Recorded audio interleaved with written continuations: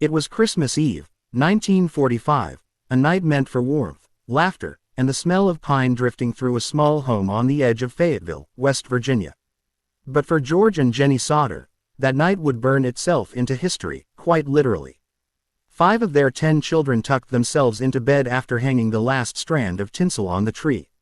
No one knew that within hours, their laughter would vanish into smoke, and 5 young lives would disappear without a trace. Beat. Fire crackles louder.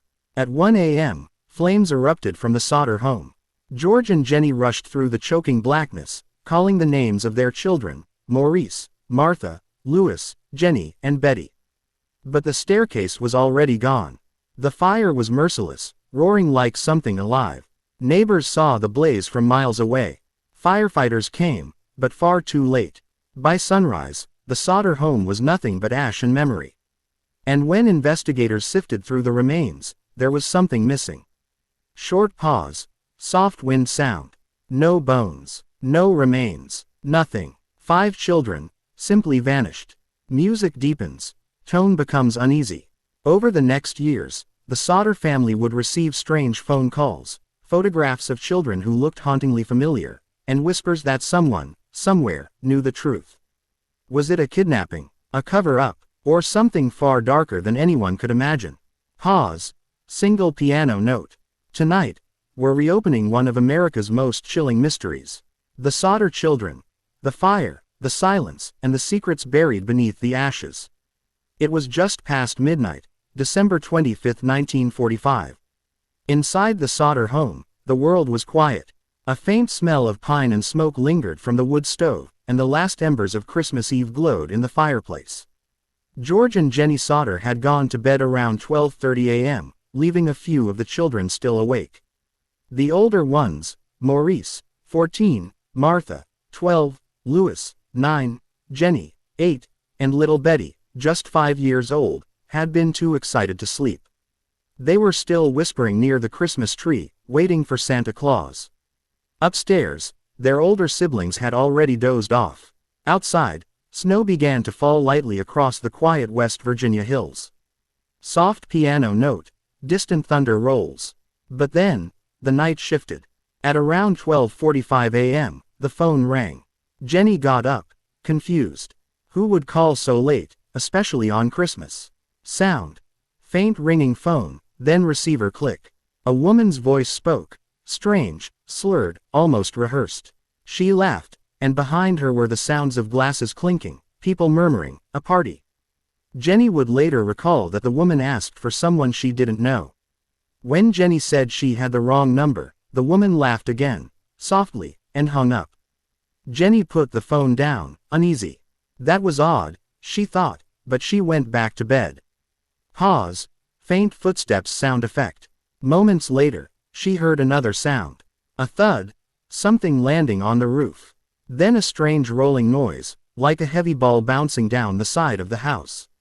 Silence followed. She lay there, heart pounding, staring into the dark. But soon, she drifted back to sleep, until the smell of smoke pulled her back awake. Sound. Slow rise of crackling fire, intensifying. At first, she thought maybe one of the lights on the Christmas tree had shorted out. But when she opened her bedroom door, thick, black smoke poured in. She screamed for her husband. George, the house is on fire. Within seconds, chaos erupted. The flames were already crawling up the walls, devouring the wooden staircase. Jenny and George shouted for their children, their voices echoing through the smoke-filled halls. The older kids, Marion, Sylvia, John, and George Jr., managed to stumble outside, coughing and crying. But 5 children were still trapped upstairs. Music. Tense violins swell slowly. George tried to reach them, but the staircase was already gone. The heat was unbearable. He ran to the side of the house, the window, smashed it open with his bare hands. Blood spilled from his arms as he screamed their names into the inferno. No answer. He tried to grab his ladder, but it wasn't there. The ladder that always leaned against the wall was gone. Vanished. He ran for his truck, planning to move it beside the house, climb up, and pull the kids out through the window. But both trucks refused to start. They had worked perfectly the day before, now, suddenly dead. Sound. Frantic truck ignition, sputtering, failing. Neighbors began gathering, helplessly watching the flames tear through the Sodder home. Someone ran to call the fire department, but the operator didn't respond. They tried again, and again. It took almost 7 hours before firefighters finally arrived. By then, it was too late. The Sodder home was nothing but a blackened shell. The fire had burned so hot, it had reduced everything to cinders, or so it seemed. But when investigators began sifting through the ashes the next morning, they found no remains of the missing 5 children. No bones. No traces of human tissue. Nothing. Silence. Low hum begins, like a slow drone. The fire had supposedly destroyed everything. But how could it erase 5 entire bodies, when household appliances, even the basement foundation, were still intact? George and Jenny stood among the ashes, holding each other, staring into what used to be their home. The smell of smoke hung heavy in the winter air, and in that moment, Jenny whispered the words that would haunt them forever. They didn't burn. They were taken. Music fades. Slow, mournful tone, then pause. That single sentence marked the beginning of one of the strangest, most chilling mysteries in American history. Transition sound. Light wind, soft ticking returns. Morning light crept over Fayetteville, illuminating the smoking ruins of the Sodder family home. The fire had consumed nearly everything, and yet, something was deeply wrong. George and Jenny searched through the ashes for hours, but there were no bones. No skulls. No fragments. Nothing to prove their children had died there. Investigators claimed the blaze had been so intense, it might have cremated the bodies completely. But Jenny refused to believe that. She contacted a local crematorium, desperate for answers. They told her, to reduce a human body to ash, the fire must burn at 2,000 degrees Fahrenheit for at least 2 hours. Their home had burned for just 45 minutes. Even the wooden floorboards were still visible beneath the soot. Sound. Soft ticking clock. Time passing, unease building. Narrator quieter. The evidence didn't make sense. And then came the first strange discovery. While inspecting the scene, a few neighbors found something unusual. A small rubber object in the grass, like a pineapple-shaped casing used in hand grenades or napalm bombs from World War II. Jenny immediately remembered the thud and rolling noise she'd heard on the roof that night. Had someone thrown this? The police dismissed it as coincidence, perhaps debris, or a toy. But the Sodders couldn't shake the feeling that the fire hadn't started on its own. Sound. Low hum, like distant thunder. George became obsessed. He brought in an excavator and dug through the ashes himself. After days of searching, he found several small bones, fragments. They were sent to the Smithsonian Institution for analysis. The result: they belonged to a human aged 17 to 22. But none of the missing Sodder children were older than 14. And even more chilling, those bones had no signs of fire damage. They had been placed there later. Beat. Eerie silence. Someone had planted evidence in the ashes. Music. Slow strings begin, investigative, dark, methodical. Then, there were the strangers. A few days before the fire, a man had come to the Sodder home offering to sell them life insurance. When George refused, the man's smile faded. He looked George straight in the eyes and said, "Your house will go up in smoke, and your children will be destroyed. You'll be paid for the dirty remarks you've been making about Mussolini." George was stunned. He had always been outspoken, an Italian immigrant who openly criticized the fascist regime in Italy. In Fayetteville, a small community of Italian Americans still supported Mussolini. That comment, "You'll be paid for it," now felt like a threat. Sound. Echoing voice whispering the same line faintly, cinematic flashback effect. "Your house will go up in smoke." But it didn't end there. Jenny recalled another man visiting just weeks before the fire, asking about the fuse boxes. He looked at them and said, "This could cause a fire someday." The strange part: the house had recently passed an electrical inspection, everything was fine.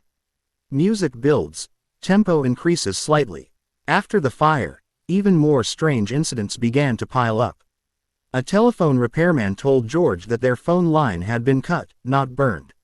Someone had climbed the pole and deliberately sliced the wire, ensuring they couldn't call for help that night. And remember the trucks that wouldn't start. A mechanic later found that both had their engines tampered with. Every clue pointed to one thing.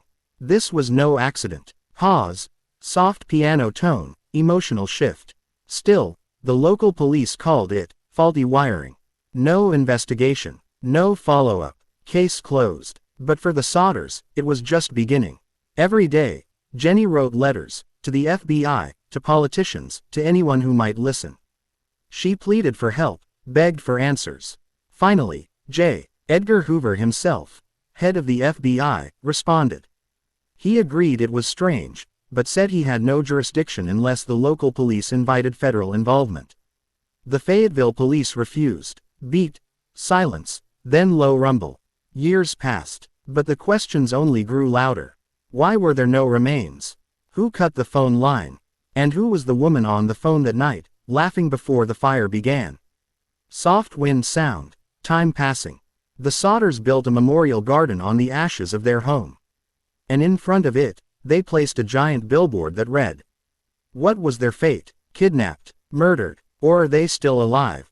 Beneath it were the faces of 5 lost children, staring out toward the highway, silent, haunting reminders of a truth no one could explain. Music fades. Slow, uneasy piano. Narrator whisper. The fire had ended one nightmare. But it had begun another. And soon, letters, phone calls, and photographs would arrive, bringing the Sodders face to face with something far more terrifying. The possibility that their children were still alive. Low drone builds, transition to next part. As months turned into years, the ashes of the Sodder home grew cold. But the questions burned hotter than ever. No one could explain how 5 children could simply disappear. And the more George and Jenny searched, the more strange pieces began to fall into place, forming a picture darker than anyone could imagine. Fayetteville in the 1940s had a quiet underbelly, whispers of organized crime, bootleg operations, and black market deals stretching through the Appalachian hills. Some believed the Sodder fire was a message, punishment. George, a proud Italian immigrant, had built a successful trucking business. He was outspoken, strong-willed, and, most dangerously, political. He openly criticized Benito Mussolini, calling him a tyrant, even after the war had ended. In a town filled with Italian loyalists, that made him enemies.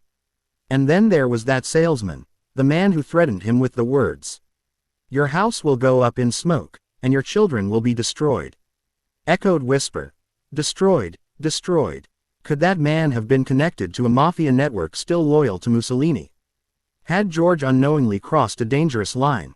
Soft thunder rolls, music darkens. Locals began to recall odd visitors in the weeks before the fire. Men in black cars watching the house from the road. A stranger asking about the children while pretending to buy fruit from the family store. Even more chilling. A few days after the fire, a bus driver reported seeing men throwing balls of fire onto the Sodder roof that night. The same rolling sound Jenny had heard before the fire began. If the mafia had been involved, this was not random. It was retribution. But what kind of revenge leaves no bodies behind? Music softens. Low heartbeat sound. Unless it wasn't meant to kill them. The Sodders began to wonder if their children hadn't died at all, but had been taken. Reports began to surface. Sightings. A waitress in Charleston said she saw 5 children with Italian-speaking adults, eating breakfast just after Christmas morning. When she tried to speak to the kids, the adults grew tense, and left quickly. Another woman claimed she saw the children peering from the back seat of a dark sedan, heading toward Charleston, just hours after the fire. And then, 2 years later, a letter arrived. Sound. Paper unfolding, faint scratching pen noise. It was postmarked from St. Louis, Missouri, no return address. Inside was a photograph of a young man, around his 20s, with dark eyes and familiar features. On the back, written in uneven handwriting, Louis Sodder, I love brother Frankie, ill boys, A 90,132 or 35. The Sodders stared at it for hours. The resemblance was undeniable. He looked exactly like their son, Louis, just older. George became convinced. One of their missing children was alive. They hired private detectives, followed every lead, every whisper, every rumor. But each trail ended in silence, or fear. Low tone, whisper of wind, melancholy music fades in. One investigator vanished completely after taking their case. Another returned months later, terrified, refusing to speak of what he'd found. The deeper they dug, the more resistance they faced, from locals, from police, from unseen forces that seemed determined to keep the truth buried. Sound. Faint radio interference, like old Morse code beeping. By the 1950s, the Sodders were certain of one thing: someone was hiding the truth. They began to suspect the local authorities themselves. Why had the fire department taken 7 hours to arrive when the station was only 2 miles away? Why did the police chief insist the fire was electrical, even when the power lights were still glowing after the blaze? And why were key pieces of evidence, like the rubber, pineapple bomb, quietly discarded? Beat. Low heartbeat sound. It all pointed to something coordinated, something controlled. Was it corruption, or something bigger, a wartime intelligence cover-up? Soft radio crackle. There were even rumors that the Sodder children had been taken as part of a post-war trafficking ring, relocated to Italy or South America under false identities.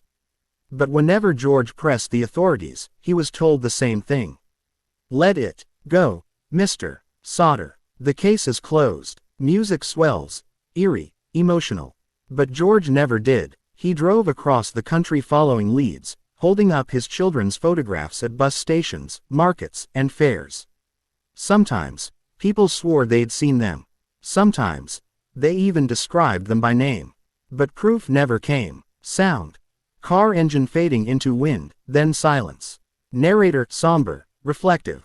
Jenny, meanwhile, kept their home exactly as it had been the night of the fire.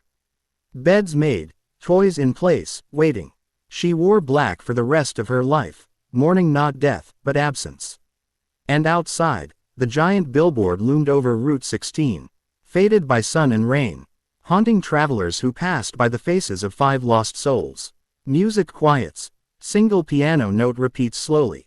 Every clue pointed somewhere, but none led home. And yet, one final piece of evidence would soon surface, decades later, that would reignite the horror all over again. Music darkens, subtle tension builds, distant thunder. Because when you stare long enough into a mystery, sometimes, the mystery stares back.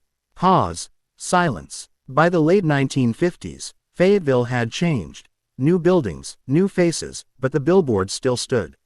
Faded, creaking in the wind, with the words that had haunted an entire generation.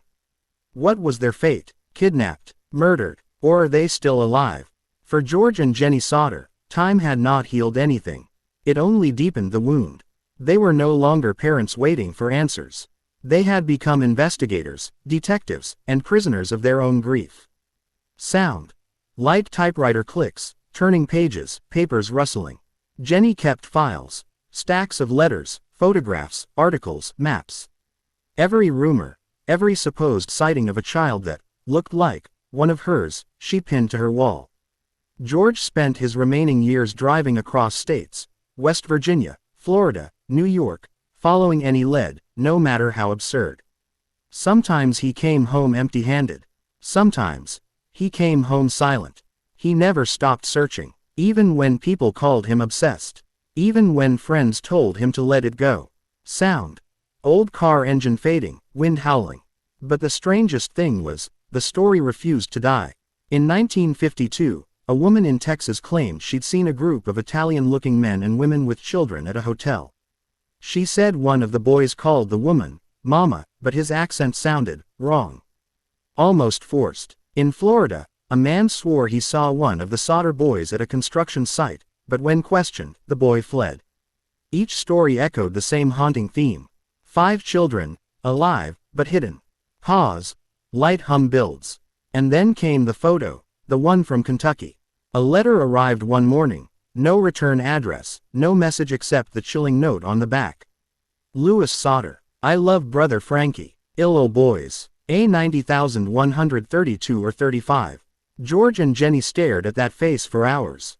The dark eyes, the familiar jawline, the faint scar near the temple. He looked older, different, but unmistakably Louis. They sent the photo to the FBI, private investigators, handwriting experts. But no one could trace it. The letter had been mailed from somewhere in Kentucky, but beyond that, the trail vanished. Sound. Distant train horn in background, symbolic of the search continuing. The Sodders framed the photo and hung it above their fireplace, beside the billboard photos of their missing children. Every night, Jenny would light a candle beneath it. Soft whisper, faint, "Come home."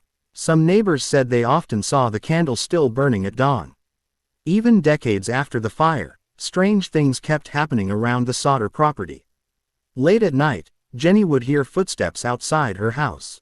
Slow, deliberate. Once, she found footprints in the snow leading up to her porch, but none leading away. Letters continued to arrive, some in foreign handwriting, some unsigned. Each time she opened one, her hands trembled. Most were cruel hoaxes, but some contained information only the family would know. In one letter, someone wrote, "Your children are safe. Stop looking. You will find only pain." Beat. Faint wind, soft ticking of clock. Another simply said, "They remember you." Music drops to silence for a moment. Who was writing these? Was it guilt? Was it warning? Or was it them? George Sodder died in 1969, still searching, still haunted. His last wish was to be buried beneath the billboard he built. The one that had carried their children's faces for nearly 3 decades. After his death, Jenny continued the vigil alone. Every evening, she'd light candles along the windowsill, one for each missing child. Her neighbors said she never stopped hoping, even as the years turned her hair silver. In 1989, after more than 40 years of silence, Jenny Sodder passed away.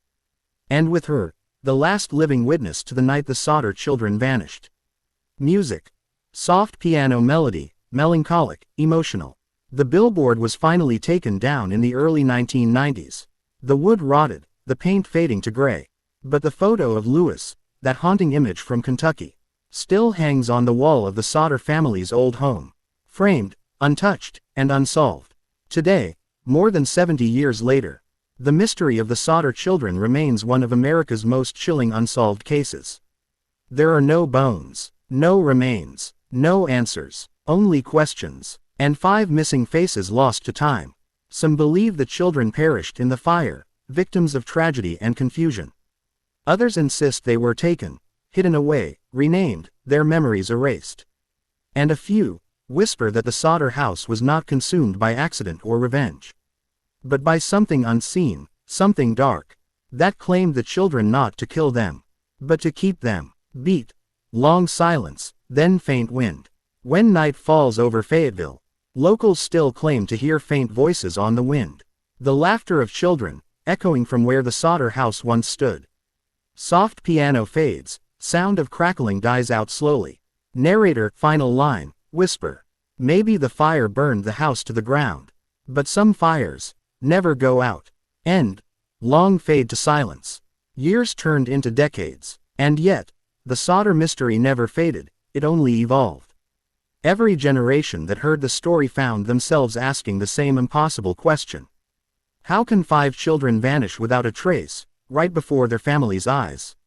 Sound. Faint flipping of old newspaper pages. The case became more than a tragedy. It became a legend. Part true crime, part ghost story, and part unsolved enigma that refused to rest. To this day, historians, skeptics, and paranormal investigators still debate what really happened that Christmas night in 1945.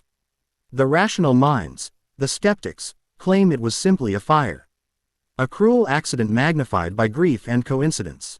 They say the bodies did burn, that the chaos of the night caused confusion, and that human hope can sometimes create ghosts where there are none. They point to the scientific. Ashes can scatter, bones can fracture, and human memory can twist under the weight of trauma. To them, the Sodder mystery is nothing more than heartbreak. A story of a family that couldn't accept the unbearable truth. Pause. Soft wind, fading piano. But others believe something darker was at work. They point to the missing ladder, the cut phone line, the strange man on the road, and the photograph that appeared decades later. Too many coincidences, too many questions, too much silence from those who should have spoken. They say the Sodders didn't lose their children to flame, but to flesh and blood. Kidnapped, hidden, protected by people with power. And then, there are the whispers. That the fire was only a distraction. And that those 5 young souls were taken for a purpose the living were never meant to understand. Beat, eerie wind, whispering voices faintly echo in background. Some say their spirits still wander the hills outside Fayetteville, waiting to be found. Others claim they never died. That somewhere, far away, 5 adults once woke up with no memory of who they were. Silence, faint heartbeat sound. The site where the Sodder home once stood is quiet now, swallowed by time, covered in wild grass and silence. The billboard is gone, but the story remains carved into American folklore. For true crime historians, it's a case study. For believers, it's proof of conspiracy. For the haunted, it's a warning. Music shifts. Deeper tone, cinematic tension returns. Because what happened to the Sodder children isn't just a story about loss. It's about what happens when truth burns away. And all that's left behind are questions, shadows, and memories that refuse to die.